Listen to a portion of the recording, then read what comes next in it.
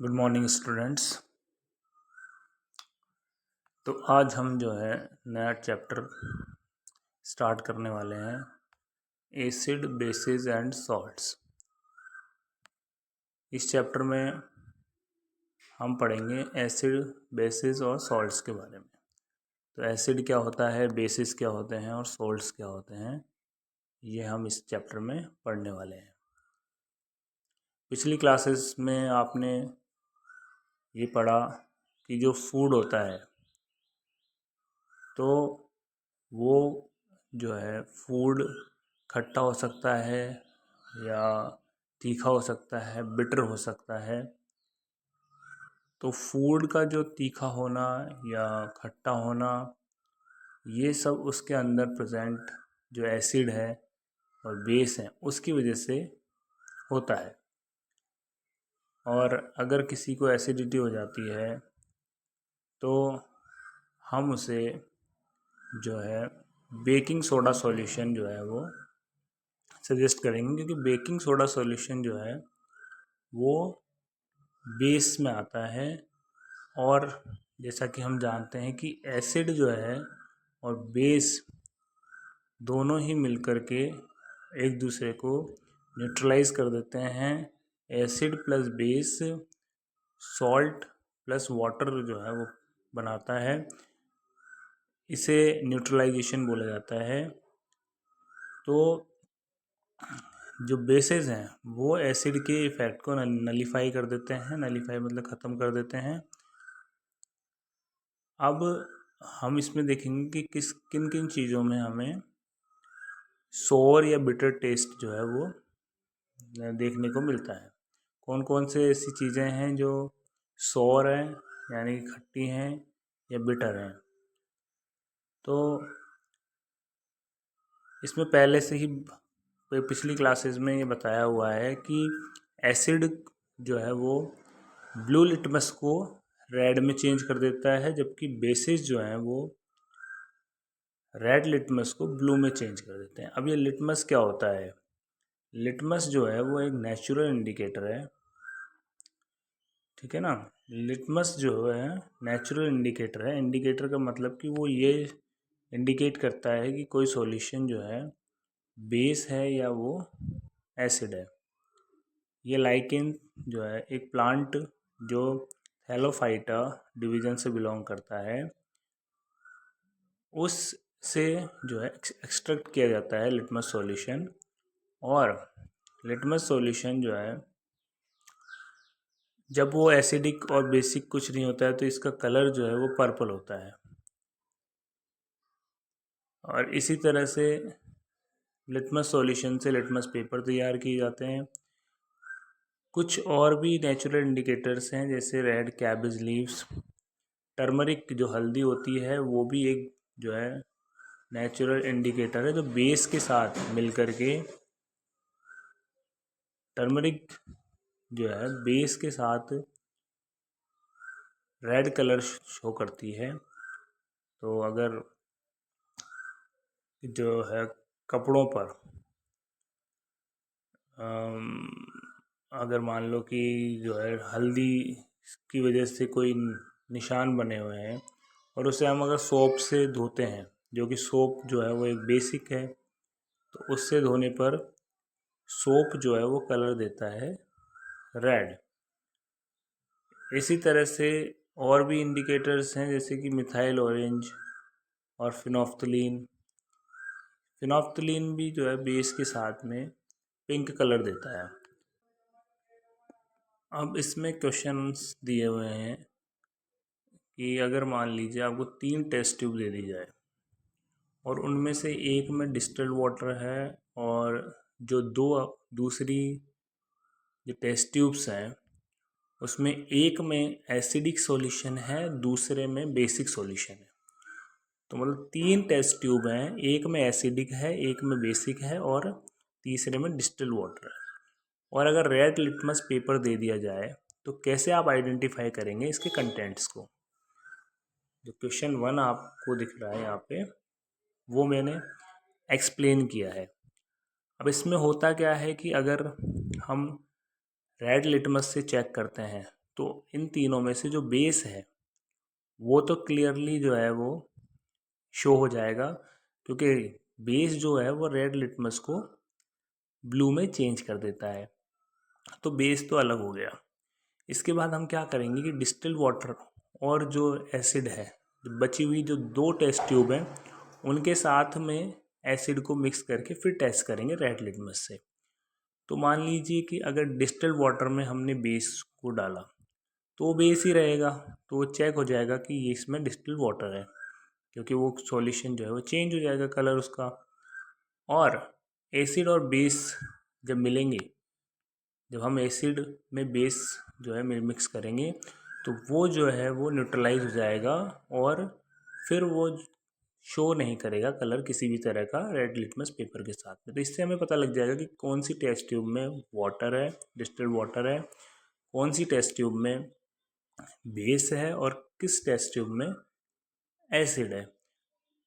ठीक है, नेक्स्ट हम जो नया टॉपिक है वो है understanding the chemical properties of acid and bases. तो हम यहाँ पे देखते हैं कि केमिकल प्रॉपर्टीज़ जो है वो एसिड और बेसिस की जो है क्या होती हैं। तो सबसे पहले हम एक्टिविटी 2.1 देखते हैं। अब देखिए इसमें कई सारे एसिड्स दिए हुए हैं, जैसे कि हाइड्रोक्लोरिक एसिड है, सल्फ्यूरिक एसिड है, नाइट्रिक एसिड है, एसिटिक एसिड है। ठीक है, इसके अलावा बेसिस इसमें दिए हुए हैं sodium hydroxide, calcium hydroxide, potassium hydroxide, magnesium hydroxide और अमोनियम हाइड्रोक्साइड। जितने भी ये हाइड्रोक्साइड हैं ये बेसिस हैं और ऊपर एसिड दिए हुए हैं। अब इन सॉल्यूशंस को हम जो है इंडिकेटर्स के साथ में चेक करेंगे और देखेंगे कि क्या चेंजेस हमें दिखाई देते हैं। तो हम रेड लिटमस के साथ, ब्लू लिटमस के साथ, फिनोफ्थलीन के साथ और मैथिल ऑरेंज सॉल्यूशन के साथ जो है इन सबको टेस्ट करने वाले हैं। तो सबसे पहले तो क्या होगा कि जो एसिड है, एसिड रेड लिटमस के साथ कोई भी कलर चेंज जो है शो नहीं करता। ब्लू लिटमस के साथ में ये कलर चेंज शो करेगा, ब्लू को रेड में कन्वर्ट कर देगा एसिड। और फिनोफ्थलीन के साथ भी ये कोई चेंज शो नहीं करता है। मेथिल ऑरेंज सॉल्यूशन को ये रेड में चेंज कर देता है, तो रेड कलर में ये चेंज हो जाएगा। अब नेक्स्ट जो है वो देखते हैं कि बेसिस, बेसिस जो होते हैं वो रेड लिटमस को ब्लू में चेंज कर देते हैं। ब्लू लिटमस में किसी भी तरह का चेंज नहीं होता है। फिनोफ्थलीन को ये पिंक सॉल्यूशन में चेंज कर देते हैं, पिंक कलर शो करते हैं। और मेथाइल ऑरेंज जो है उसको ये येलो कलर में जो है चेंज कर देते हैं। तो इस तरह से हम इसमें देखते हैं कि जो एसिड और बेसिस हैं वो अलग अलग सॉल्यूशंस के साथ में जो है अलग अलग कलर शो करते हैं। तो इससे हमें ये पता लगता है कि कोई सब्सटेंस एसिडिक है या बेसिक है। और कुछ ऐसे भी सब्सटेंस होते हैं जिनकी खुशबू जो है वो एसिडिक और बेसिक मीडियम में चेंज होती है। और जो जो सब्सटेंसेस हैं जिनकी खुशबू जो है वो एसिडिक और बेसिक मीडियम में चेंज होती है उन्हें कहते हैं ऑल फैक्ट्री इंडिकेटर्स। इसके बारे में हम एक्टिविटी 2.2 में देखेंगे।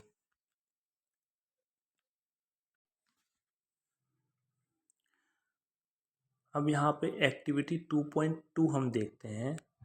एक्टिविटी 2.2 जो है ऑल फैक्ट्री इंडिकेटर्स के बारे में है। अब ये ऑल फैक्ट्री इंडिकेटर्स क्या होते हैं?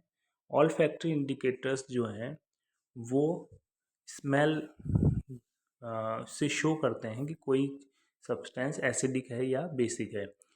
तो अगर स्मेल रहती है तो वो एसिडिक होता है, और अगर स्मेल चली जाती है, डिस्ट्रॉय हो जाती है उस स्मेल इंडिकेटर की, तो वो बेसिक होता है। ऐसा इसमें शो किया हुआ है। जैसे कि पहले इसमें सबसे पहले ऑनियंस जो है, ऑनियंस लिए हैं और ऑनियंस जो है वो प्लास्टिक बैग के अंदर कुछ जो है कपड़ों के स्ट्राइप्स के साथ में जो है वो रखे हुए हैं, मतलब कि कपड़े के टुकड़े, छोटी छोटी स्ट्रिप्स हैं। और वो स्ट्रिप्स जो हैं वो बाद में हम वो चेक करेंगे एसिड और बेसिस के साथ में। तो पहले हमने उसको ऑनियन के साथ रख दिया प्लास्टिक बैग के अंदर, और उस बैग को जो है वो बांध दिया अच्छे से इसके बाद में उसको रात भर के लिए जो है वो फ्रिज में रखा। अब उनमें जो है जो क्लॉथ स्ट्राइप्स हैं उनके अंदर वो स्मेल आ जाएंगी और अब वो यूज़ किए जा सकते हैं एसिड और बेसिस के साथ में। अब हम जब उसको एसिड और बेसिस के साथ में जो है टेस्ट करते हैं तो उसके बाद में हम चेक करते हैं कि उनकी स्मेल जो है वो अ, चली जाती है या रहती है। तो अगर हम डाइल्यूट HCl सॉल्यूशन जो है कि कुछ बूंदें उस स्ट्रिप पर डालेंगे और या डाइल्यूट सोडियम हाइड्रोक्साइड जो कि बेस होता है उसकी बूंदें उस पर डालेंगे तो क्या चेंजेस आते हैं। तो जैसा कि मैंने आपको बताया कि ये जो चेंज होते हैं वो इस तरह से होता है कि ऑनियन की जो स्मेल है वो चली जाती है बेसिस के साथ में और एसिड के साथ में वो नहीं जाती है। ऐसे ही और जो ऑल फैक्टर इंडिकेटर्स हैं उनमें है वनीला एसेंस और क्लोव ऑयल।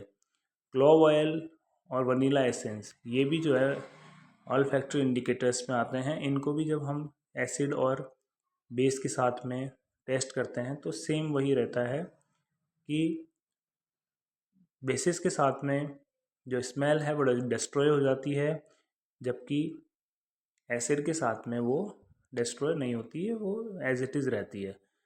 ये हमने एक्टिविटी 2.2 में देखा। अब आगे हम देखते हैं how do acids and bases react with metals. तो मैं आपको इसमें सिंपल सा ये बता देता हूँ कि जब भी मेटल जो है वो रिएक्ट करती है एसिड के साथ में तो ये एक गैस प्रोड्यूस करती है जिसका नाम है हाइड्रोजन। इस एक्टिविटी में यही बताया गया है। तो हम इसको थोड़ा सा आगे इसको रीड करते हैं और इसको समझते हैं। वैसे जो शॉर्ट है उसमें यही है। शॉर्ट में मेटल के साथ में एसिड रिएक्ट करके हाइड्रोजन गैस जो है वो प्रोड्यूस करती है। तो मैंने आपको इसका पहले ही आंसर बता दिया है, बाकी हम इस पर देखते हैं। जैसे कि इसमें फिगर 2.1 में दिया हुआ है कि जो एपरेटस लगाया हुआ है यहाँ पे उसके अंदर 5 ml सल्फ्यूरिक एसिड की जो टेस्ट ट्यूब है वो लगाई हुई है। टेस्ट ट्यूब में 5 ml डाइल्यूट सल्फ्यूरिक एसिड है। उसमें हम कुछ जो है टुकड़े जिंक ग्रेन्यूल्स के ऐड करते हैं। तो जिंक हो गया मेटल और जो सल्फ्यूरिक एसिड है तो मेटल और एसिड की यहाँ पे रिएक्शन होगी। तो जब हम जिंक ग्रेन्यूल्स जो है उसमें डालते हैं तो जिंक ग्रेन्यूल्स के साथ में एसिड रिएक्ट करके जो ये पाइप जा रहा है यहाँ पे ये ट्यूब है, इस ट्यूब को हम सोप सॉल्यूशन में जो है डालते हैं। सोप सॉल्यूशन में क्या होगा कि उसमें पता लगेगा कि गैस जब रिलीज़ होगी तो उसमें जब गैस रिलीज़ होगी तो बबल्स फॉर्म होंगे और वो बबल्स से शो हो जाएगा कि कोई गैस रिलीज़ हो रही है। जो गैस रिलीज़ हो रही है उसको हम टेस्ट करेंगे। एक कैंडल को उसके पास में जो है वो जलाएंगे और वो कैंडल जो है वो पॉप साउंड के साथ में बर्न होती है। तो पॉप साउंड जो है, जो पॉप साउंड प्रोड्यूस होगा उससे हमें ये पता लगेगा कि ये गैस जो है वो हाइड्रोजन गैस है।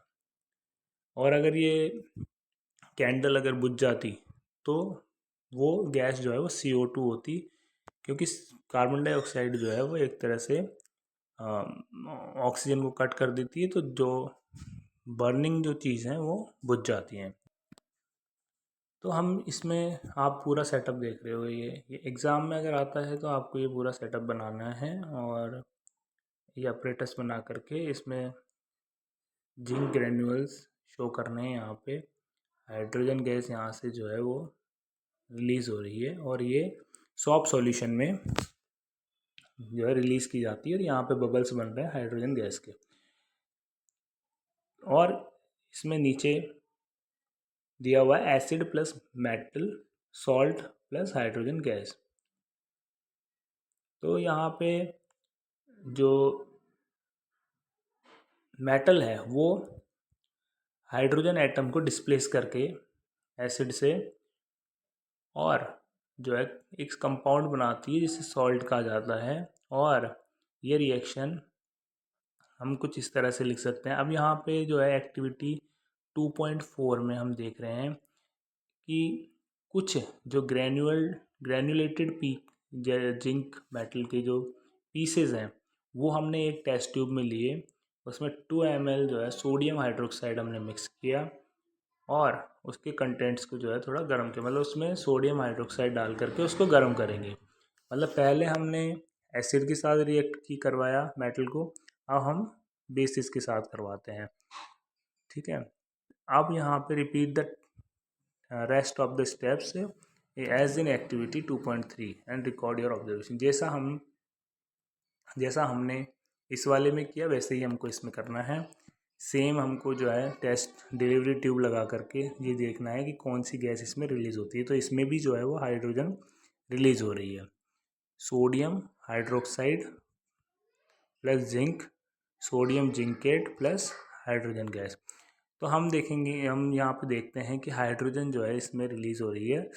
हालांकि ये रिएक्शन जो है वो सारी मेटल्स के साथ पॉसिबल नहीं है। तो मेनली हम जो इसमें देख रहे हैं वो ये है कि मेटल के साथ जो एसिड है वो हाइड्रोजन गैस रिलीज़ करता है और इसमें बेसिस के साथ भी हाइड्रोजन रिलीज़ करता है, लेकिन ये सब सारी मेटल्स के साथ पॉसिबल नहीं होता है। कुछ मेटल्स ऐसी होती हैं जिनके साथ जो है हाइड्रोजन रिलीज़ नहीं होता है।